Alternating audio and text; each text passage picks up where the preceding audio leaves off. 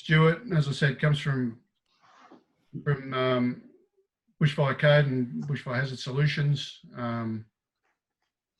They're right across all the legislation. There's been some recent changes in New South Wales as regards to the legislation, which Stuart will go through. Yeah, very experienced team as far as the bushfires are concerned.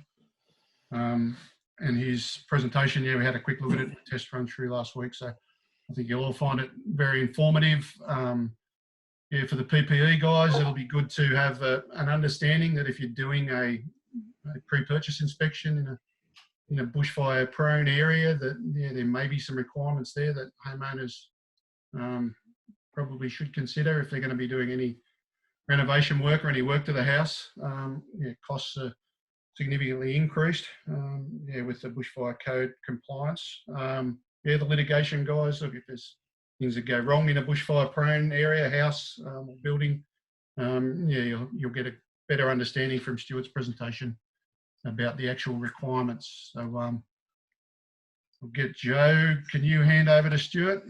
Yep, so I'm just going to mute everyone, and Stuart, you can unmute. And then when the presentations, when you're sharing the screen, everyone can look up in the top right, and there's 3 little rectangles. If you click the middle one, that'll give you just Stuart and the presentation, hopefully. Okay.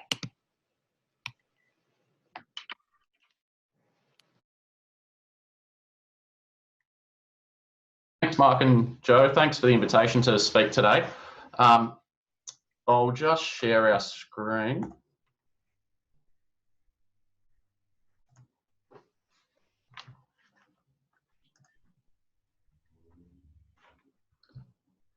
You can give me a nod if everyone's got that up on their screen. Wait, yep. Yeah. Okay.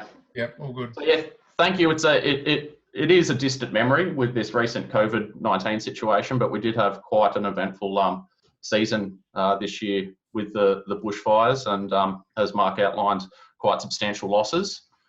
What we intend to go through today is an overview of planning for bushfire protection 2019. We have seen a legislation change since the bushfire events that occurred on the 1st of March this year.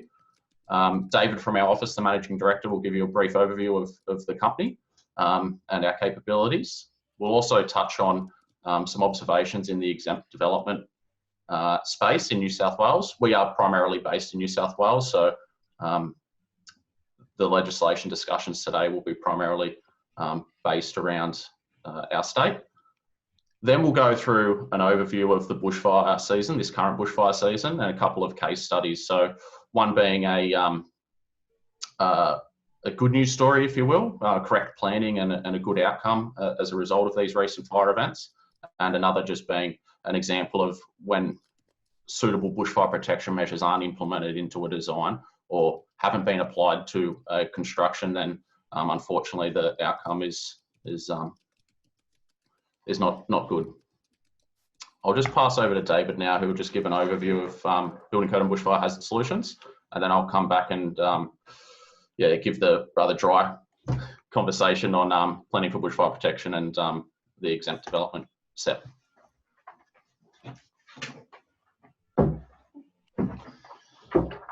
Yeah, good morning. Thanks, Stuart, and thanks to Mark and Joe for inviting us to participate in the discussions this morning. It's an interesting world we're living in now, and you quite rightly said that we've been through some extraordinary happenings here in Australia, particularly New South Wales, ACT, Queensland, and Victoria with the bushfires. Having said that, we've not dropped any work. I did hear some comment earlier that most of you seem to be going fairly well. Our little industry tends to see things first, if you will, because there's a lot of work that we do, preemptive work first up, and so things still seem to be going fairly well. I'll try not to bore you to death with PowerPoint presentation. This is the only slide I have, so I'll give you a bit of history. I commenced this company back in 1992. There was certainly an avenue for bushfire work way back then, and to the extent where We now have 9 staff, including 5 assessment practitioners. Now, overall, we've got over 135 years experience. That experience is actually hands-on as well, because I don't employ anyone that's not or has not been in either the New South Wales Rural Fire Service as an officer, or indeed Fire Rescue New South Wales. So it gives us a lot of hands-on experience when we start talking about fire behaviour and building construction and so on and so forth. Over the years, we've assisted in reviewing a lot of bushfire regulations with the RFS and Fire Protection Association of Australia. And indeed, we sit on a number of consultative committees for New South Wales and nationally, actually. Both Stu and I sit on a national committee with the FPA. Some of the work that we undertake, certainly pre-purchase assessments, as Mark alluded to. Might I say that's critical for initial costing. We get a number of, or over the period of time, we've had a number of people come to us and say, look, we've got a bit of a problem. We go out and we have a look and we say, well, did you get a pre-purchase inspection? Because all of a sudden they're saddled up with huge costs because they didn't do any initial work. So that's a pretty critical thing to get the clients to get pre-purchase assessments. Certainly we provide bushfire assessments and planning reports for DA approvals and so on, construction and occupation certificates. We provide specialist advice to government, and we've done this on quite a number of occasions, special action precincts and other areas where we've had to sign confidentially agreements and that, so I can't really tell you, but we've certainly done a hell of a lot of work for them over the years. And also we provide expert evidence. Both Stu and I have appeared in Land and Environment Court, and NCAT. NCAT's an interesting one. We do peer reviews, and certainly other consultants peer review our work as well. It's just part of the process, but it's interesting to read some of the assessments done by you know, our compatriots in this little industry. An important one we look at too, and I mainly handle, is emergency management planning and emergency management plans, etc., for major clients and not so major clients. That's becoming more of an issue when you start doing development applications now, and it will get even more so after the critical fires that we've had in 1920. So we need to bear those sorts of things in mind, and you might think that it's got nothing to do with most building work. It actually has, because we've got to look at access provisions, evacuation provisions, and all of those sorts of things. So it comes down to quite a substantial part of any major development.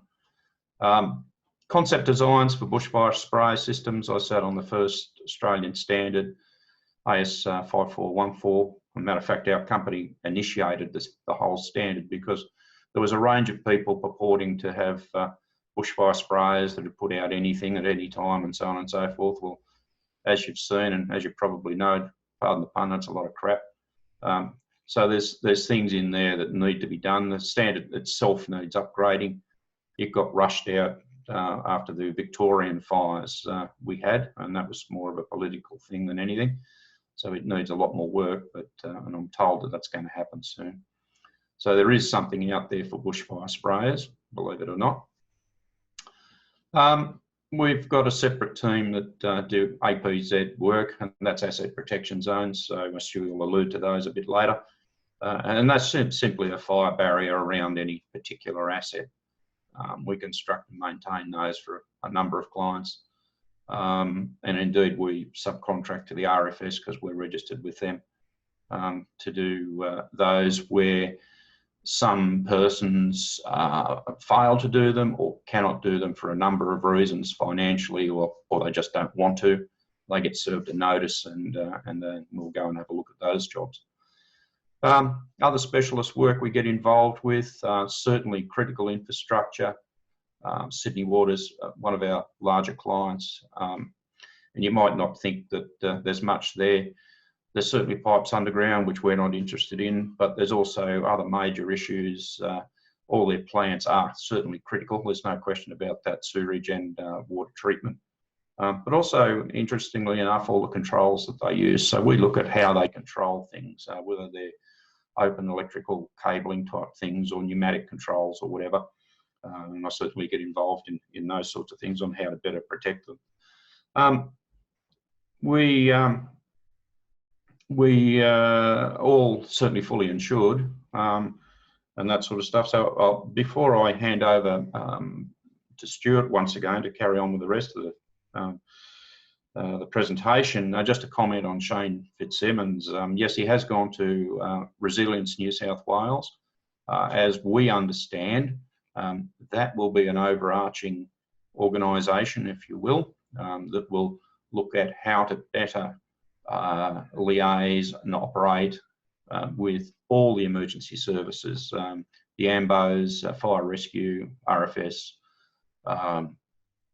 SES, police, and all the rest. So it looks like it's going to be an overarching area for better coordination and so on. I think certainly Shane would be the best man to be able to carry that out.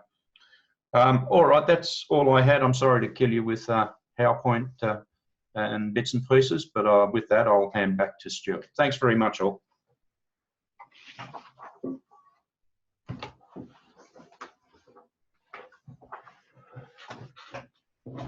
Thank you. Now, moving on, I'll now take you over a brief overview of the changes to planning for bushfire protection 2019.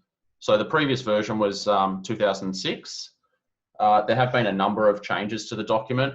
It is applicable to any development on bushfire-prone lands, and it outlines a range of bushfire protection measures, which includes construction requirements, which link back to Australian Standard 3959, which is construction of buildings in bushfire-prone areas, but as well as addresses asset protection zones, being that managed landscape between buildings and the bushfire hazard interface, access provisions, water supply, emergency planning, as well as other special considerations depending on the type of development. So something that's happened in this new version of the document is it's aligned the assessment methodology, so there's no disconnect anymore.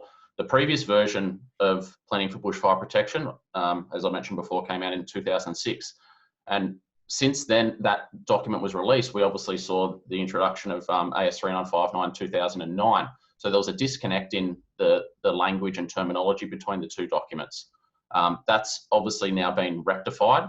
Planning for Bushfire Protection is the assessment methodology in New South Wales.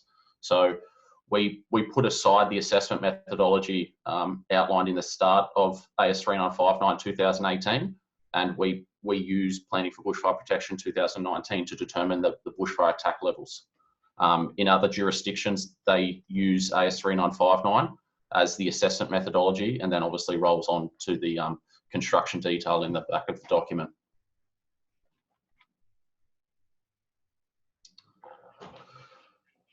In 2010, I should just add, after AS 3959 was released, the addendum to Appendix 3 of Planning for Bushfire Protection was released.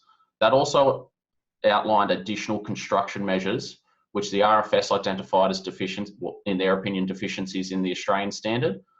Those additional construction provisions have been picked up in the 2019 version. So it is important when you're looking at compliance with the BAL rating, checking the development consent and making sure if it references the additional construction provisions that they are also addressed, because they are quite different. It includes things like substructures of decking need to be hardwood in 12.5, 19 and 29, and if you go straight to the standard, that's not the case.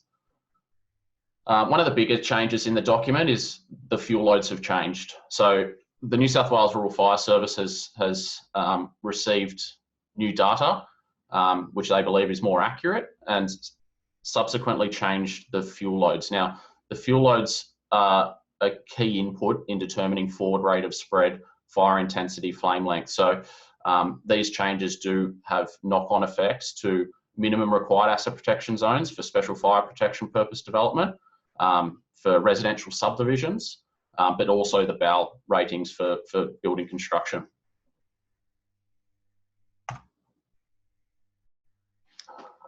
So this is just an example of the difference. Can you see my cursor? Yep. So this is just an example of the changes. So this is the residential subdivision setback table under Planning for Bushfire Protection 2006. You can see that for upslope was 20 metres, 25 metres for 0 to 5 downslope, where under the new document, it's 24 metres for upslope, 29 for 0 to 5 degrees down. So on those lower slope brackets, you're generally seeing an increase in the asset protection zones. But interestingly, for the steeper gradients, you're actually seeing a decrease. This is just a comparison between the AS 3959 table, which was used in the previous version of the document. It sent you back across to AS 3959 to determine the BAL rating. And on the right-hand side is an extract from the tables, which are in Planning for Bushfire Protection 2019, which is the method that we now use in New South Wales. Generally, you can see a reduction in the setbacks for building construction, which is a positive outcome for people with dwelling applications and even commercial developments. So one of the other big changes with the documents is they've tried to pull in all these separate publications that they had, which were considered clarifying positions. They were called fact sheets or development control notes. Basically, they've pulled in the relevant ones that they can and try to dismiss the other ones. So as you can see, some were building elements not addressed in AS 3959, and that was a specific fact sheet. Again, it was just something that could be challenging when you get to a compliance phase of a document, of a development, that you could find a reference in the recommendations in the bushfire report linking you back to fact sheets. And they can be quite different to what is detailed in the Australian standard for that BAL rating. So it was getting a bit messy. And these fact sheets weren't referenced in Planning for Bushfire Protection. So there wasn't a legal mechanism to say, well, while these are publications from the RFS, there's no direct link from Planning for Bushfire Protection or AS 3959 back to these documents. That has been rectified, and they have now got a reference to these fact sheets in Planning for Bushfire Protection 2019.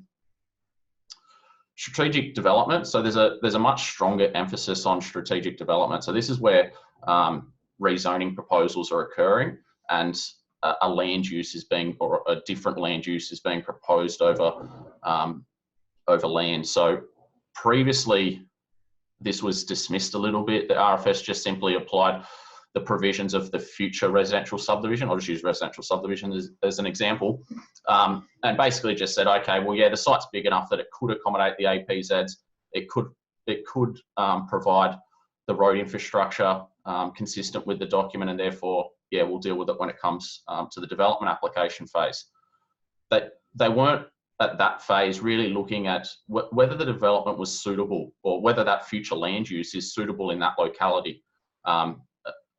A number of instances arose where ultimately when it got to development application phase, they had scenarios where they didn't feel that it was an appropriate area. So there's now a much stronger emphasis on a broader landscape assessment and really making sure that the development not only has the capacity to comply with Planning for Bushfire Protection at the development application phase, but it's not going to adversely impact the local road infrastructure.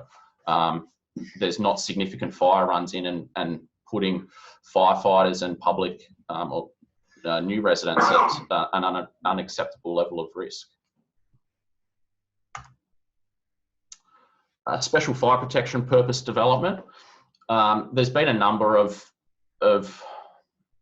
tailored objectives to specific uses. So it's been acknowledged that there's different, while a listed special fire protection purpose, and traditionally these are the tourist accommodation, schools, childcare, hospitals, and so forth. So the high risk developments.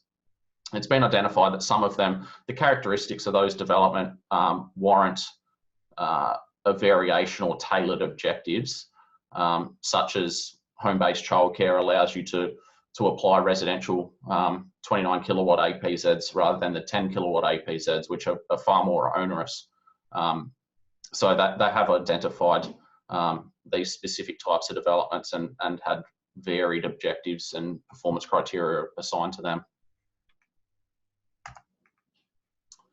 The fire weather. So the fire weather has been pulled out of the document and is going to be a separate publication on the New South Wales Rural Fire Service.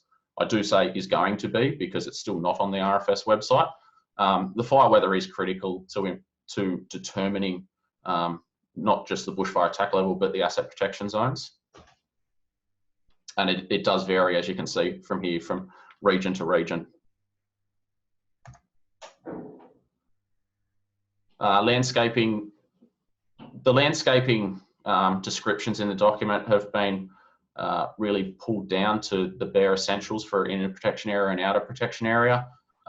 There is a document called Standards for Asset Protection Zones, which is available on the New South Wales Rural Fire Service. The RFS have suggested that there is going to be a revised version of that document available. That document's still not available as of yet, or the revised document, I should say. Upgrading existing buildings. So there's a separate publication on upgrading existing buildings. So this is more where residents have identified deficiencies in their building and want to improve the resilience of the structure, not necessarily going through the development application process. So it's just practical ways to improve the resilience of existing structures. Sometimes these provisions can be a result of a condition of consent. So where a development has proposed an increase in density, so a granny flat or a dual occupancy development, it's not uncommon for the RFS to actually recommend upgrade provisions for the existing residents on site.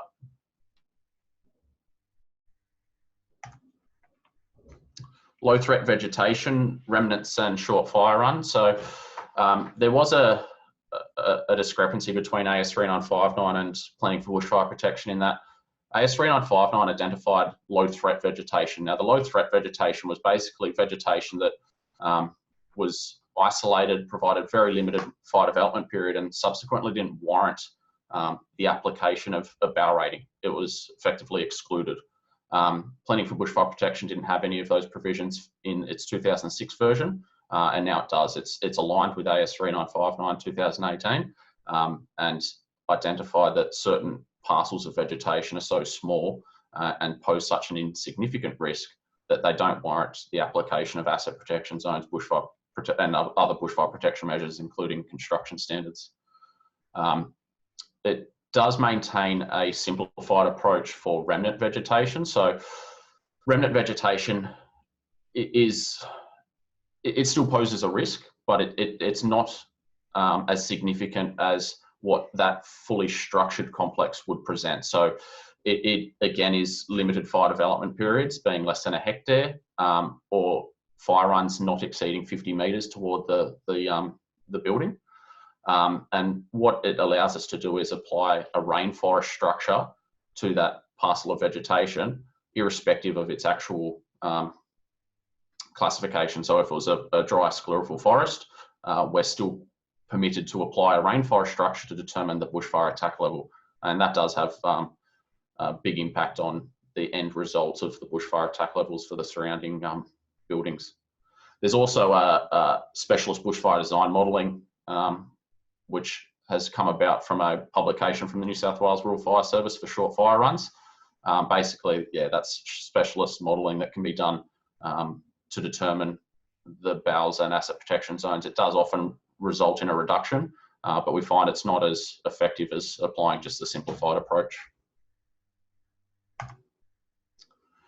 I know access probably doesn't apply to yourselves as much, but there has been some changes in the access provision. So for residential subdivisions and in internal roads for special fire protection purpose development, the minimum carriageways have reduced from 6.5 metres to 5.5 metres. What the RFS have done though is they require all parking to be outside that carriageway.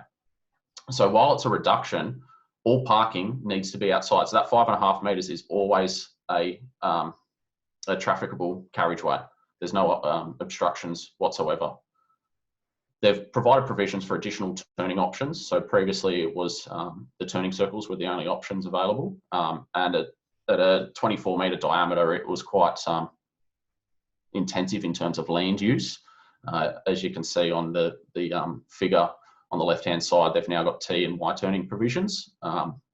Not the preferred outcome, because it's involving the appliance undertaking a 3-point turn as opposed to a single swept motion.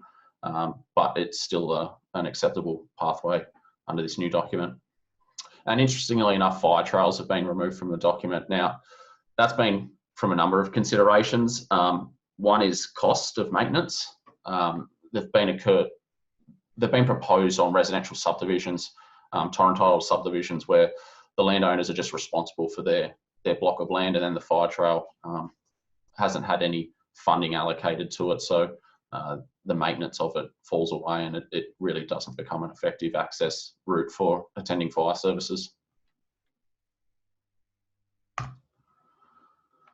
Document structure has changed a bit, so the performance controls contained within Chapter 4 of PBP06 have been broken down into the individual chapters, so they're now directly in the chapter for residential subdivision or special fire protection purpose or other development or infill development. So the document just flows better. You're not jumping all over the place.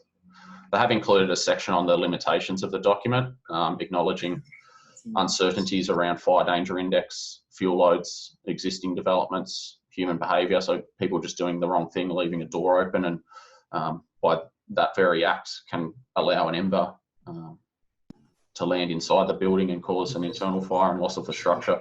So, and maintenance, of course, the asset protection zones around the structure are living. They need to be maintained, and if maintenance is neglected, it compromises the asset protection zone. They've now included reference to the 1050 vegetation clearing scheme. So in New South Wales, after the Blue Mountains fires, where we saw over 200 homes lost, the New South Wales government came in with a 1050 land clearing provisions, which, if the block is entitled to those provisions, which is simply going onto the New South Wales Rural Fire Service website and typing in the address, it permits the removal of trees within 10 metres of a dwelling or accommodation building, and underscrubbing within 50 metres of that same structure, provided it's within your land. Now, the intent of that is to cut some of the red tape around tree preservation orders at local level, and it allows you to bypass or override local government's tree preservation orders, but it is important that the property is eligible. So you've got to go onto that website and verify that. But that scheme is now acknowledged in Planning for Bushfire Protection 2019. There's been some added considerations assigned for high-rise developments. Obviously, high-rise developments come with unique characteristics, and these weren't identified in the previous version of the document. They were picked up in a separate publication, one of the fact sheets that I discussed earlier, but they've now been pulled into the document. The RFS also got independent advice regarding high-rise developments, and they've accepted some of that evidence that was put forward by the CSIRO around the added considerations assigned with high-rise developments, and that includes the population, obviously a higher density of people, which then flows onto emergency management and potential congestion of local road infrastructure, increase in exposure of the building. So larger building mass, you've got more exposure to the fire source, and the height of the structure, depending on its locality, can also expose it to the convective heat of a fire, which is where the majority of the energy is released from a bushfire. Better bushfire outcome. This is a relatively new concept over the last 24 months. Basically, it acknowledges that where you've got buildings constructed prior to 2002 and they haven't got any bushfire protection measures incorporated into the design or construction materials, that rather than building a small addition to a compliant level, so for example, flame zone, You build that addition to BAL 40, but upgrade existing deficiencies in the building, which could include windows and doors or external timbers. So the intent is that you're bringing the overall structure up to a much higher level of construction, as opposed to having a small component complying with code, but the rest of the balance of the building being a significant deficiency. This is a performance solution, of course, and it needs to be negotiated with the New South Wales Rural Fire Service and ultimately agreed upon with them. The new document also includes other developments, and it's expanded specific considerations for developments such as wind and solar farms, mining, telecommunication towers, outdoor events, so we've got large masses of people congregating for a specific event, and it assigns specific considerations to those types of developments. So emergency management procedures obviously is a strong emphasis on the outdoor events. Hazardous industry, so it lists developments that just should be excluded from bushfire prone areas. Public assembly buildings are quite important. AS 3959 2018, there were savings provisions in New South Wales that this document didn't come into effect until such time that Planning for Bushfire Protection 2019 came in. So with the 1st of March, the introduction of Planning for Bushfire Protection 2019 obviously also saw AS 3959 2018 come in. Very little changes in terms of its application in New South Wales. One of the bigger changes was translucent sheeting's been accepted now for about 12.5 and 19 areas where it's a veranda or carport, so, and separated from the main roof space. So that was one that we had quite a lot of inquiries on. People obviously wanting to use translucent sheeting, but the previous document just simply had reference to non-combustible roof coverings, which obviously preclude a polycarbonate sheet being acceptable. They've also merged Appendix F and H. So previously where reference was given to Appendix I roof system for flame zone roofs, that's no longer the case. Exempt development, just wanted to highlight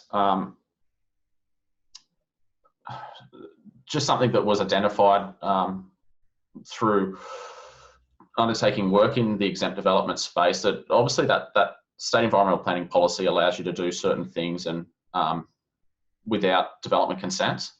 One of the ones that overlap with us quite regularly is the minor external building alterations. And it even references, if located on a bushfire prone area, be adequately sealed for amber protection and use equivalent or better materials. What's interesting though is when you go back up to clause 1.16, the SEP still requires you to comply with the Building Code of Australia. And when you drop across to the Building Code of Australia or National Construction Code, for Class 1 and 10A buildings, it still requires you to comply with AS 3959. And interestingly enough, for flame zone application, it can only occur after modified by development consent, which then throws you back into the Section 414 of the Environmental Planning and Assessment Act. It was just something that we wanted to put out there, just to be aware of, that even exempt development, you still need to apply AS 3959, and if it's a flame zone application, really you should still be looking at obtaining development consent. Special fire protection purpose development. This is just another one I just wanted to raise, particularly for the exempt development works or even complying development.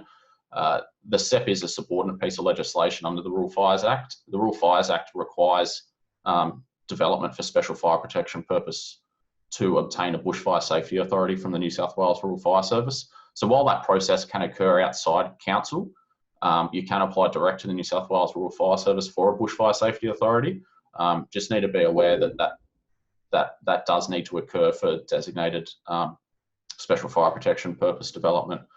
Now, the only quirk to that is PBP 2019 actually has listed minor developments for special fire protection purpose facilities, which have now said that the RFS do not believe that you need a bushfire safety authority for it. And as you can see under the minor structural building alterations, just that image on your right of screen, it is relatively consistent with the exempt provisions of those minor external building works. I'll now pass over to Ian, who's our senior bushfire consultant. He's been up and down the New South Wales coast after these recent fire events, and he'll take you through his observations of the 2019-20 bushfire season, and we'll then go through a couple of case studies.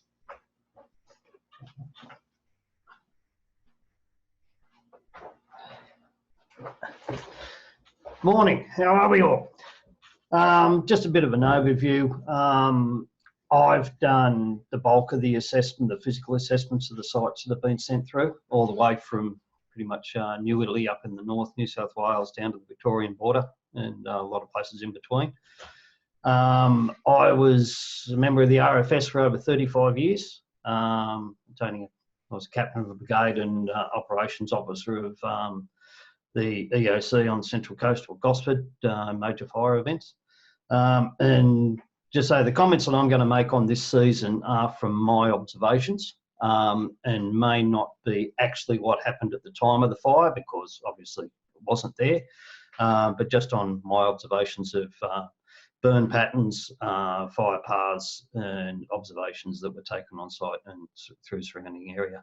That image on the left is just an overview of the burnt areas for New South Wales and Canberra, showing the amount of damage to the tree canopy of the area. The darker areas being largely identified canopy destruction, but doesn't give you an idea of what the actual vegetation structure is on the site. The image on the right is a FLIR image from high level, high altitude imagery of heat. That was actually from the fires up around Glen Innes, and although it doesn't look all that big, that fire front was reportedly over 30 kilometres wide at the front in the Origin area. You can see just over here with my cursor is, and that shows the development. And with the fires, generally in New South Wales, the general fire path is from west to east. It's usually with the northwest wind being roughly the worst case scenario for all fires within the New South Wales area. Southwest can be particularly bad as well, but generally the northwest aspect is the worst. As you can see down the bottom here also, that was actually a spot fire from the main fire front, and that was actually 15 kilometres in front of the main fire front. So fires on a particular day, depending on the FDI and the prevailing weather conditions, fires can spot rather considerable distances, with this year being one of the worst seasons in history, although historically we have had major fire events right the way through from white settlement, with white men being the main instigator of the problem, in my opinion anyway. But right the way through from 2017, 1939, 1951 and 1968, and more recently 1994, 2003 and 2012, being the 2003 and 2012 being a bit more localised around the Sydney Basin. Now, next slide. As previously stated, this is just an overview of what I've been able to put down. The total cost of the fires, burnt buildings and areas is still being determined. So this is just an overview. Fire season actually started in June up in Queensland. And the natural progression of the fire season in Australia generally starts off around the middle of the year in Queensland, then travels south down along the east coast through New South Wales, Canberra, Victoria, Tasmania, and then across to South Australia and Western Australia by around April in Western Australia. Now this fire season particularly bad, mainly because of the extended drought, which is also a typical occurrence in Australia. It's happened for millennia, as far as we know. But in this situation, we had a protracted drought, and then we had fires. The predominant amount of fires that I've been able to find out from information obtained through sources that are still active in the fire service that I know, that most of the fires were built by started by dry lightning in inaccessible areas. That's why the fires travelled so quickly and became so large before anybody was able to control them, because it's a misconception that aerial appliances, helicopter water bombing, the VLATs, the very large air tankers, putting retardants down, they do not put fires out. They slow the progression of a fire, but they do not put fires out. The firefighters on the ground actually extinguish the fires, or the fires just run out of things to burn. It's as simple as that. And so people, I've heard comments saying that, why didn't they put water bombing aircraft in there earlier to put the fires out? It's just simple. The fires were too intense because of the drought. The available fuels on the ground were exacerbated by the drought through the amount of leaf drop, and therefore, with the drought, the vegetation in the surface layers were more susceptible to burn. Even on the traditional wetter areas of the eastern sides of the valleys, it all dried out. And so we had protracted fire going through areas that previously weren't known to burn with any intensity. Now, the loss of life was extremely low, in my opinion, for the size of the fires and the impact it had to the area. And as was previously stated, by January 2020, on the 7th of January, smoke was reported in Chile and Argentina coming across from New South Wales. And there was actually photographs of Auckland in New Zealand with cars being covered in ash.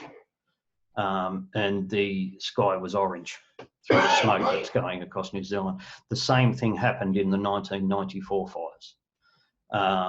And that was also another incredibly bad fire season, but mainly within the Sydney and adjacent areas, whereas this fire season actually extended right the way through the whole of the eastern seaboard of Australia.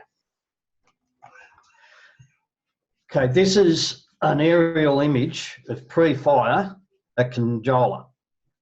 One of the areas I went down to inspect. This was particularly bad area. We actually assessed this house here. Now I want you to pay close attention to that area and the next slide, which is an aerial image post-fire. Now, as you can see, when I first drove down the street, the first two houses were still intact. And from there on, I think there was 3 houses that were still intact. The rest were completely destroyed around that whole area. Now, the fire impact, from what I could assume from this area, came in from the southwest, not the northwest. It jumped the road. The houses directly along the Lake Conjola entrance road, here where my cursor is, they were direct impact. This house as well. But also interesting to see, this house here and this house here survived. They have good asset protection zones around their property. And I'm assuming, this is only assumption, that the people that live in those houses stayed to defend their homes. All these homes along here would have been directly impacted from the vegetation along the side, including this house here. As I said, they haven't got as much asset protection zones around their property, and that was on a fairly steep downslope down to the watercourse at the bottom. So the fires come across from the west, travel down, and then run up this slope along here. I have no idea what the width of the fire front would have been at the time, but it appears to be a fairly wide fire front, so I'm assuming it would have been roughly this area here impacted in one hit. These houses here were then ignited via the close point of vegetation beside them, and also pilot ignition from building to building to building to building to building to building, right the way through this aspect here. The same applies here. Even though that was on a downslope, I'm assuming that these houses would have been impacted by pilot ignition from the house burning beside them. And it appears that all the houses, I'd say, well, good, not all, maybe not all the houses, but good 99% of all the houses that I inspected over all my site data, that the houses that were destroyed were constructed to pre-bushfire requirements. So they had no bushfire construction resilience whatsoever from what I was able to observe on site. Houses that were constructed to bushfire, and particularly was one at Kangaroo Valley that I inspected, appeared to be completely untouched, and that would have been, I considered, being the flame zone. It was a very bad situation where that was sitting, but it looked like the house was completely untouched because they had good construction on the property.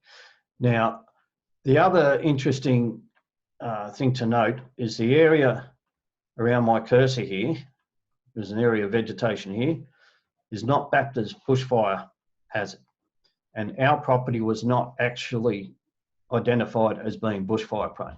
Therefore, under the legislation, did not require any bushfire requirements if people were going to do any work to it. All these houses along here were also impacted via pilot ignition and spot fires and embers, I would assume, because they are so far from the front. These houses would have burnt, providing pilot ignition or embers into these houses through here and these houses through here as well. And again, this house was a total loss as well. All it needs is somebody to go out and leave a window open, a door open, embers ingress into the building, and the fire's gone. 90% of houses burn down in bushfires through embers entering the roof space and burn down after the fire front has passed, not during or the actual fire event. As you can see, this is the bushfire prone land map. This is the trigger for an assessment to be required for any construction in bushfire prone areas. This was the property that we assessed. And as you notice on that previous slide, this area of vegetation down there was not assessed. When I entered the site, looked like spot fires had come over from impacting this area here, ignited the vegetation here, and it was a fairly steep slope going up to these properties. And that vegetation would have impacted onto these properties on the side, which also created some pilot ignition to the other properties as well.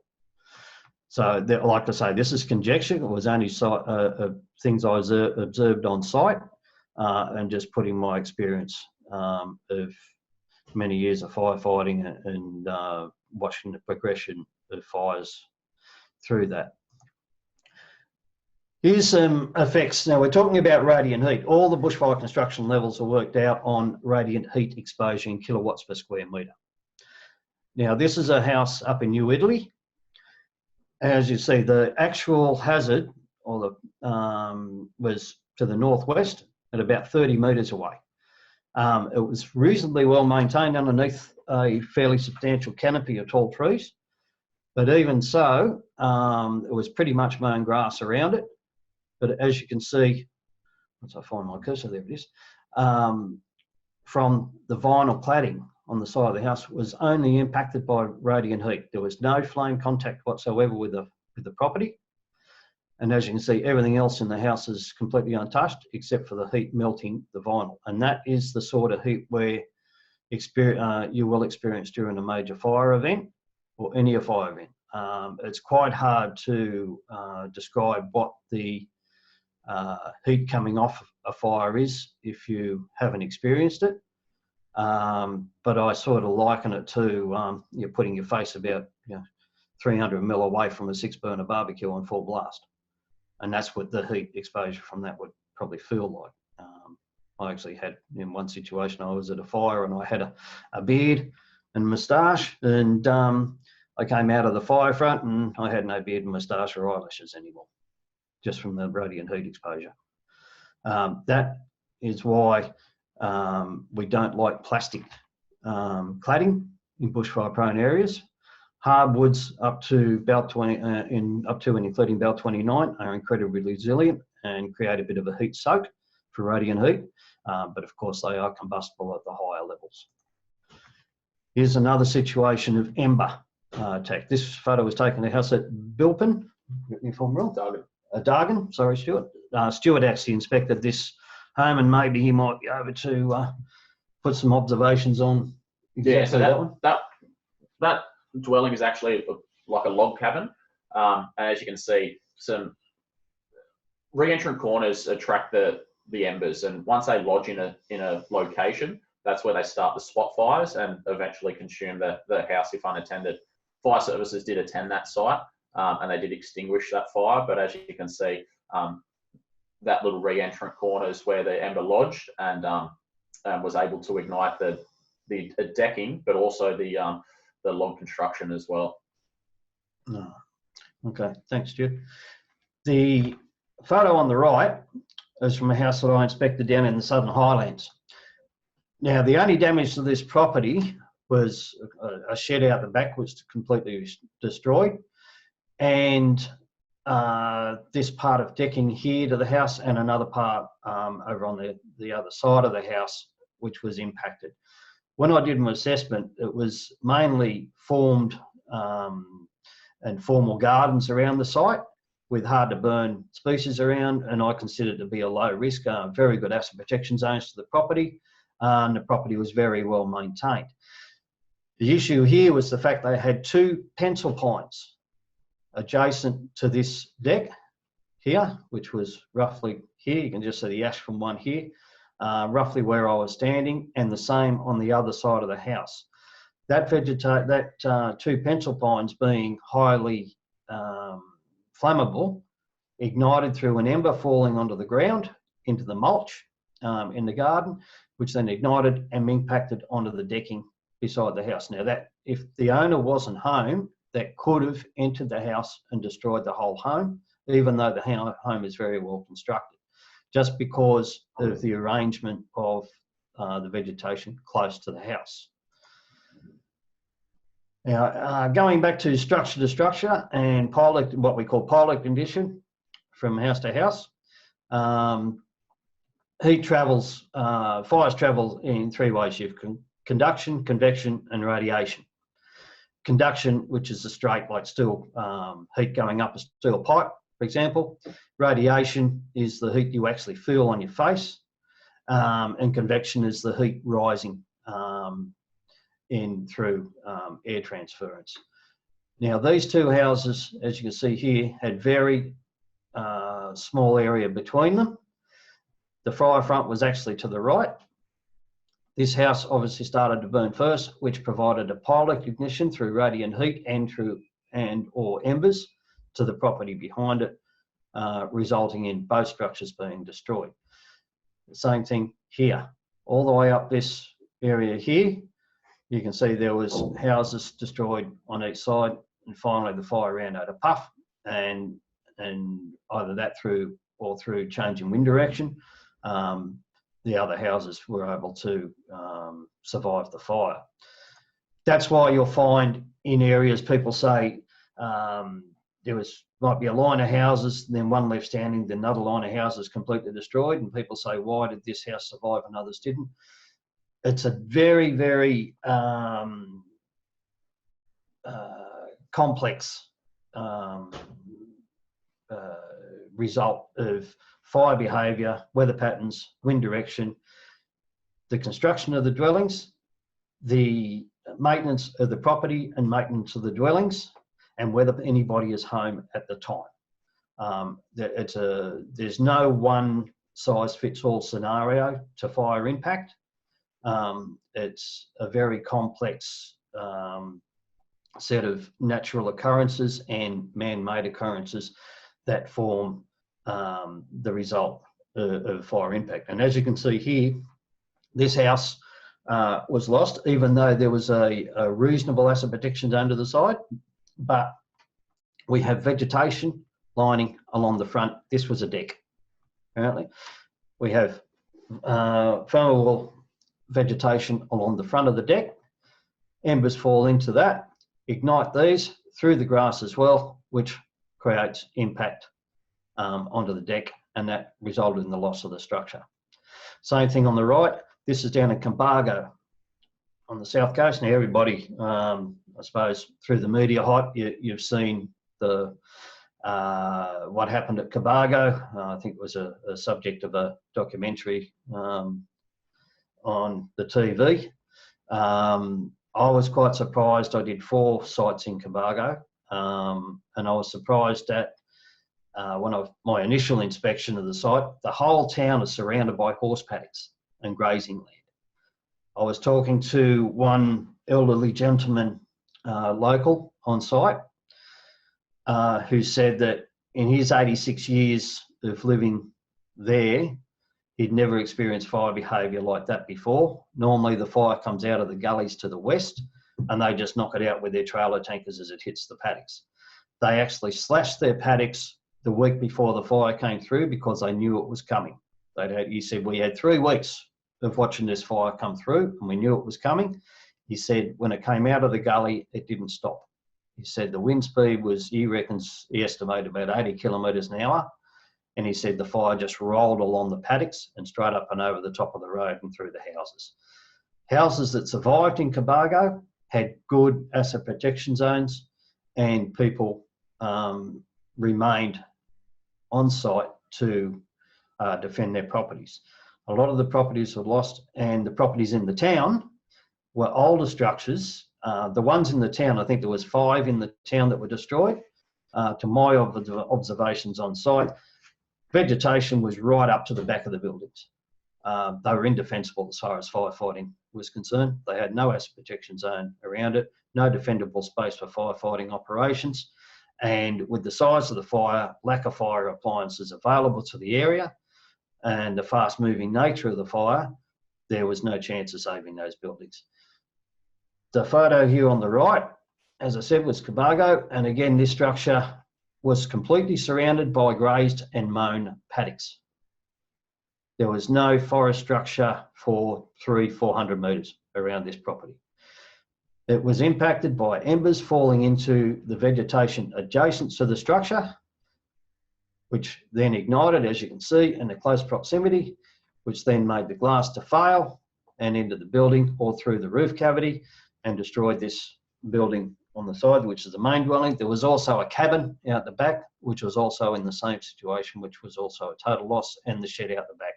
All because the only area of vegetation around this for 400 metres was abutting the buildings. Again, anomalies in polytanks. Plastic water tanks should not be used in bushfire prone areas, full stop, end of story. The house on the right, the image on the right, had 2 plastic water tanks on top of it. Hence, and that is what's left of the plastic water tanks here with my cursor is. Metal or concrete tanks only in bushfire prone areas. They are incredibly susceptible to fire, although they feel heavy and thick. They melt with the radiated heat at very low temperatures, believe it or not. If you have a steel tank or a concrete tank or underground tanks, you then have at least some vestige of water supply. The image on the right, on the left, sorry, those set of stairs that remain after the total loss of the house, they are treated pine, believe it or not. Now, the house was obviously lost through the ember impact, looking at the vegetation around it not being completely impacted, and there's still green trees and around the area. So the fire impacted through ember attack, resulted in the loss of the dwelling, but the stairs survived. And apparently those stairs are on the hazard side of the dwelling as well. So the fire would have expected to come from left to right, impact the dwelling burned down, but the stairs survived. And you would think that the treated pine would be the first thing to burn. So it just shows you the ingress of embers into the dwelling is the main instigator of house losses for houses that are not directly impacted by fire. Do you want to talk about the assessments? This is just a summary of the assessments that we've undertaken after this recent bushfire season. On the left-hand side, it's a total of 330 sites. Now, the assessments undertaken there were with the best available information, and that was a combination of site inspections, but also included desktop assessments, which relied on the best available aerial imagery, which in some instances was quite good and really high resolution. In other instances, not particularly good, and also topographic data and vegetation mapping. Topographic data, again, it ranged from 20 metre contours to 1 metre contours. As you can see there, a large proportion of the sites were determined to be flame zone, which obviously are those buildings that are within quite close proximity to a bushfire hazard interface. The graph on your right-hand side is the ones that we inspected. So it's only 48 sites, but the site assessment, the desktop assessment was validated by an inspection, where we also undertake on-site measurements for the distance of asset protection zones and measurements of slope on-site. Vegetation assessments, as you'd imagine, can be challenging after a bushfire event because of the fuels consumed as part of that fire. But generally, we could establish with the concentration of trees whether it was a forest community or a scrub community. And you can see that those site inspections pulled it back to the 50% in flame zone, but still the vast majority of those losses were within quite close proximity to the bushfire hazard interfaces. Right. Thanks, Stuart. The reviews after this current 2019-2025 season are being conducted. The Royal Commission started last Wednesday, I think, from memory. Some state reviews are already underway and being completed. The Queensland bushfire reviews has already been completed. I haven't read it completely, owing to the fact that most of our work's in New South Wales. So from what I've read, it's more of a Queensland government pat on the back for themselves. There's no, from what I've seen, there's no real recommendations or anything like that. It's just going over and congratulating themselves on such a good job with all their house losses last year. From what I could see, my son, just as a bit of a sideline, my son actually works up in Queensland as head of the fire and rescue for the BHP mines up in Mackay, and he said he's not a real fan of the Queensland, the way Queensland run their fire services. He says it's a bit of a debacle in comparison to New South Wales and Victoria. Anyway, enough said of that. Okay, case studies. The first one we're going to look at is a site I did that has minimal or no fire protection measures on it, as opposed to the case study 2, which has a good mix of fire protection methods.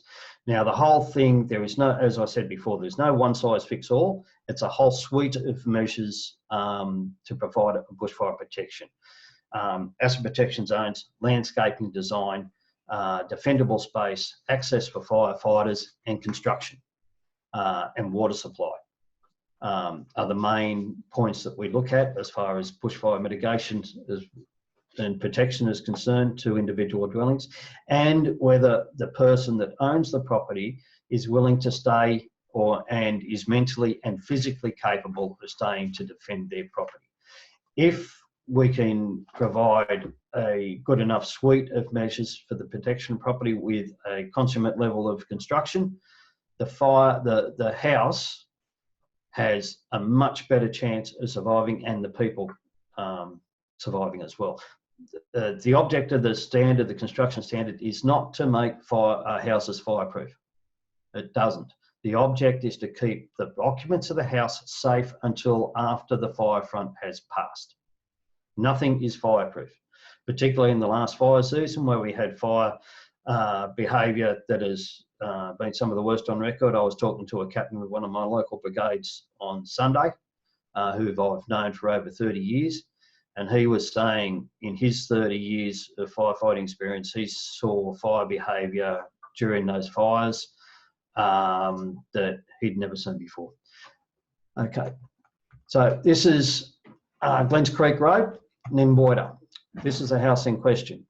And as you can see, it's pretty much totally surrounded by bush, hardly any defendable space around the property. And that was at least 5 kilometres down a dirt road to get to it. So a very isolated community. Now, post-fire, as you can see, this on the top right-hand corner is the burn pattern from that map I showed originally, with the darker areas being total loss of canopy, with our property being down in here. Now, the fire path that I would shoot came through from the west, northwest, southwest, that being the top of the hill. This here on this creek line, I observed on site, that was a natural, what we call funnel. Anything coming with a westerly wind hits there and funnels up through this valley and increases the fire behaviour towards the site. Same thing as a straight run through from the northwest through there. So second spot, this is observations on site. As you can see, the fire behaviour coming through was quite very intense. There being absolutely no ground fuels left available. They're all just ash and total involvement around.